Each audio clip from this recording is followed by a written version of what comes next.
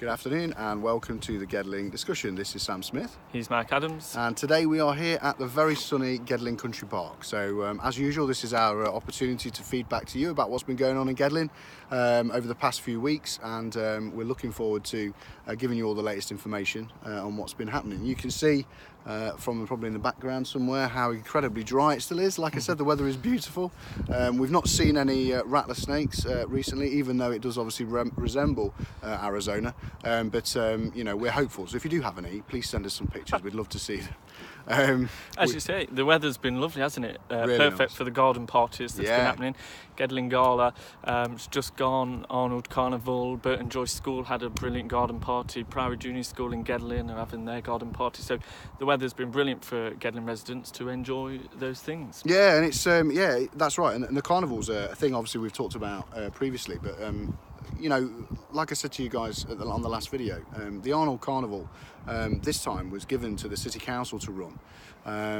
You know, that was without any sort of vote in council. So we feel that should have been debated in council before that happened. But this forms part of the council's metro strategy, as they call it. This is where more and more of their services and will be integrated with the City Council. We found it obviously in the country park here with the actual cafe being run by the City Council. And I also came across this story in the Evening Post. I hadn't seen it and I hadn't heard about it in the council. I have not voted on it, but what it turns out is that £50,000 of Gedling Borough's money, Gedling Borough's residents' money, has been given to the City Council to determine a feasibility study for a tram extension. Now, I'm all for looking at getting public transport into the Gedling area, but my concern is Rushcliffe District Council only spent £10,000 on that. So I want to know why Gedling is spending an extra £50,000.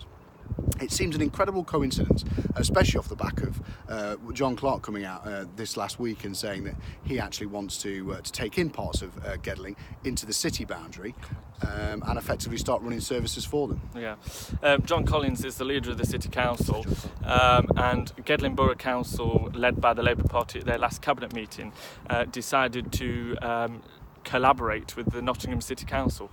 Our concerns there, as Mike's already alluded to, they're already running some of Gedling's services without it even being tendered first to Gedling residents who could possibly run the cafe and who may run hospitality events at the carnival.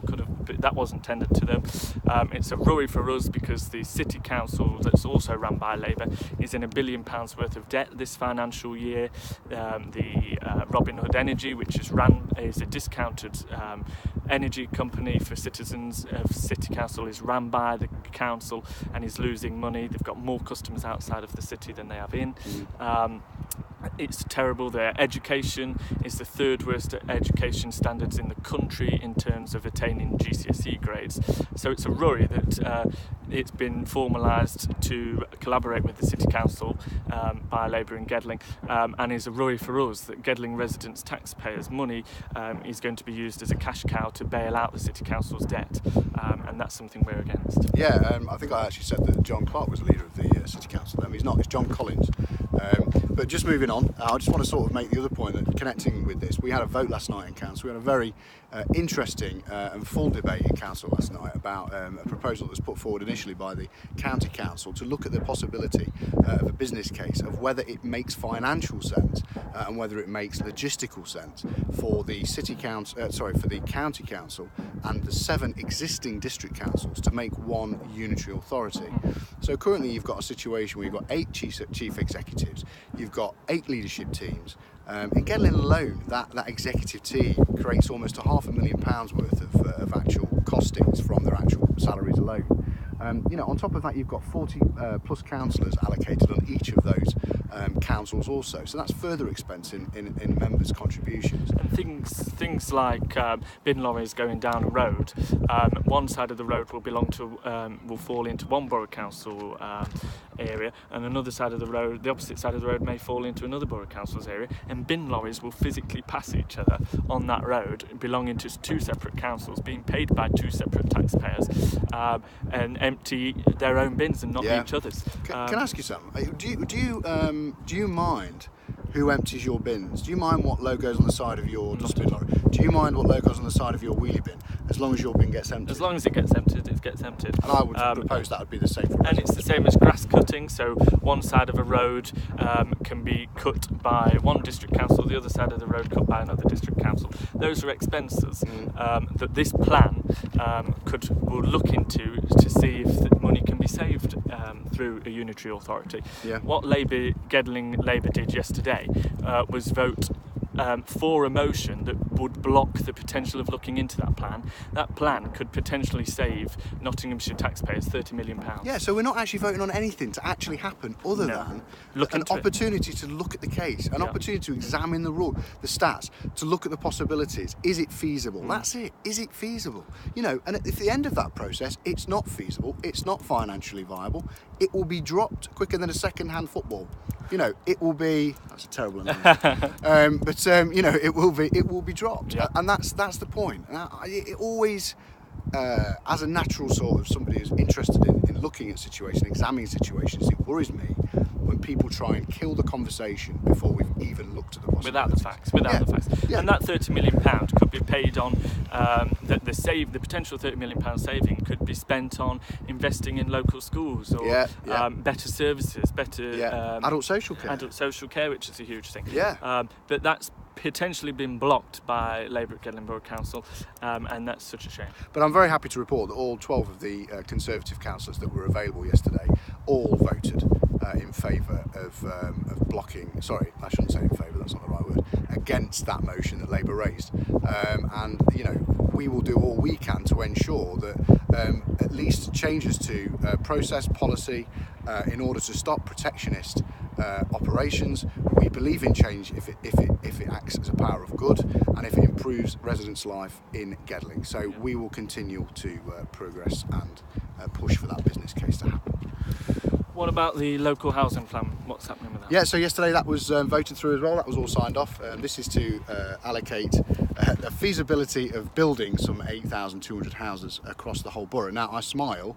It's only because this is a target we actually believe is something that's not necessarily attainable currently with the current building trends. But the local plan enables the amount of land allocated to enable that sort of build if required at that rate. So that's a positive thing because it meets with our requirement from government in order to enable a certain level of housing in the area. Viewers of this Gedling discussion will know that as Gedling Conservatives we have fought tirelessly with residents to ensure that houses that are built under the Labour-led Gedling Borough Council come with infrastructure first. Yeah. It's interesting to know these 8,200 houses, there's nothing on the plan for infrastructure first. It will be houses first, as it always is under Labour, and infrastructure second. So that means additional stretch on our education, on our local services, something that if we were the leaders of the council, the Conservative group was the leader of the council, we would put infrastructure in first. Yeah, and I mean, you've seen this point proved recently.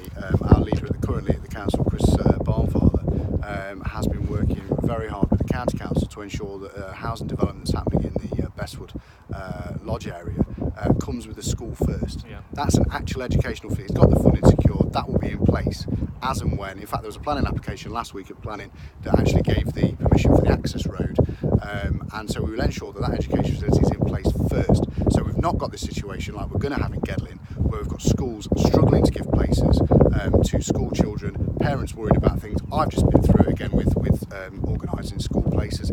It's not an easy, it's a worrying time, and Gedling residents deserve better, and we will do all we can to ensure that happens. And just to end that point, where we are now on the back of the Chase Farm housing development, the school that will take the children from the additional housing is coming 8 years after the first house is built. We think that's wrong because it stretches local services existing for current members of the Gedling borough, and we would put in schools, roads first before the housing. How old were you 8 years ago? Younger than I am. Yeah, I was 31 8 years ago. That seems like a long time, 8 years. Gordon Bennett. I don't think I was even in politics. I was 13 8 years ago. Wow, that's really? Yeah. That's amazing. A few national stories for you. So unemployment is now at the lowest since 1975, with a record high of employment, and for the first time wages are rising faster than prices, so that means people are getting paid more than prices are rising. That's only possible because of the strong economy that the Conservatives have done since 2010. Youth unemployment, so good message for people of my age. Youth unemployment is down 44% since the Conservatives got into power in 2010. So that's really good for them.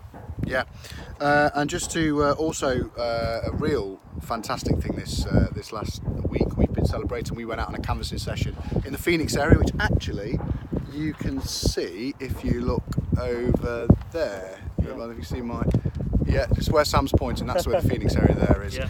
So we're actually campaigning in Phoenix, I should say, with Charlie, who's the candidate for us there. Celebrating the NHS's 70th birthday. 70th birthday, and we went out and delivered some leaflets talking about the fantastic investment that's coming the way. So what are the figures on the investment side from the Conservatives for the 70th birthday of the NHS have announced £400 million a week more funding for the NHS. That's an extra £20 billion by 2023. And what that's for is to get more nurses into the NHS, more doctors, more beds. So that funding will go to the heart of the NHS to keep it going for another 70 years. I've seen that figure before. Almost 400 million to the NHS. Oh yeah, Red Bus maybe. Red Bus. Yes, so it's more than what was titled on the Red Bus. On the Red Bus. So that's good. So we're delivering that. That's good. That's good. You've got an interesting fact to tell us about ties now. We're talking. Oh, I have. That's right. Yeah, this is very important. Now, most of the I'm not really a massive fan of wearing ties anyway, but I like to present myself well, not currently, obviously, but in meetings with us. But I will no longer be wearing a necktie anymore, and I'll tell you why. Sam, why do you think that is? Why is it? Well, as it turns out, it restricts the blood flow to your brain. Can you imagine? So that would mean it might explain quite a lot in the world of politics. Especially with you, because you don't have much blood going to your brain. Honestly, who needs enemies when you've got friends like this? So look, I mean, just a bit of I want you to have a think about that, and hopefully. How much blood does it restrict? 10%. 10%. 10% of your blood flow to your grey matter. Wow. And grey matters. So. Grey matters, yeah. So yes, so that was good. Not really anything for Gedling, but it may help sort of fund our next fantastic moment of genius in the Gedling area. That restriction, removal of that necktie. So I think we're almost there. There's one final fantastic thing I want to tell you. I grew up on a road called Maitland Road, which is in Woodthorpe, and I got a fantastic notification on my Facebook the other day that there was a Friends of Breckhill group being created, a Breckhill Park group. Now, Breckhill Park used to be called the Brickyard when I was there, and it used to be at the end of my garden. I spent many hours on rope swings, on the swings, on the slides, learning to ride a bike. And that was just yesterday? And that was just yesterday. Did you see me? My daughter, I only taught her to ride her bike on there not so long ago. So it's really nice that there's this Friends of group putting together, and I'll be supporting them in their efforts to get funding to improve the park. Some fantastic work being done by that new group. They're beginning work shortly. I'll keep you updated with any updates from them. I'm going to their next meeting, and I'm very, very excited about the prospect of another good green space, and especially as it's in Woodthorpe as well. So brilliant. And you'll keep us updated with that, Mike? Yeah, we'll do. Don't forget to comment. So this is the Gedling discussion that's all about questions you ask us. We go out and find the information, and we'll update you in our next video. So please do comment with any questions. We've hoped you've enjoyed the video, and keep enjoying the weather. Thanks very much. Thank you. Cheerio. Bye-bye.